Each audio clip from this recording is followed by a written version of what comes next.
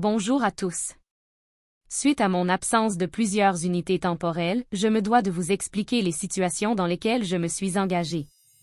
Tout d'abord, je pensais ne pas avoir à me justifier, mais tellement de choses se sont passées depuis mes dernières interventions sur le plan terrestre que je me dois d'être transparente sur mon évolution psychique, spirituelle et cosmique.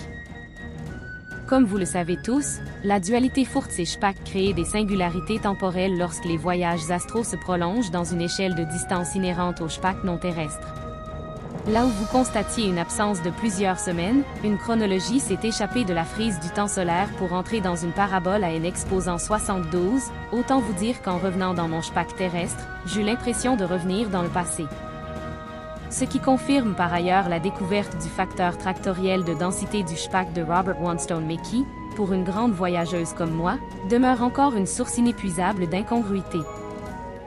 L'archiplectrude de la redondance fringillostolique imposant nécessairement une non-rectilinéarité de ladite incongruité, on peut admettre que ma démarche reste cohérente de par mon statut de reine prêtresse et ambassadrice astrale que j'avais en partant de la Terre, mais qui, reporté à la longue durée que j'ai vécue dans les hautes densités du Furz, me ramène à un âge équivalent à 18 000 ans, ce qui me fait plein de choses à vous raconter. Tout d'abord, désolé pour le bordel que j'ai laissé sur Terre. Pardon aux familles, tout ça. Ensuite, il faut le dire et l'avouer de la manière la plus humble qui soit, le monde était meilleur lorsque j'y étais. Encore désolé, mais maintenant que je suis revenu, le monde va enfin pouvoir se porter mieux. Bon, je vous garantis pas que ce sera la fête du slip tous les soirs, mais en tout cas me revoilà.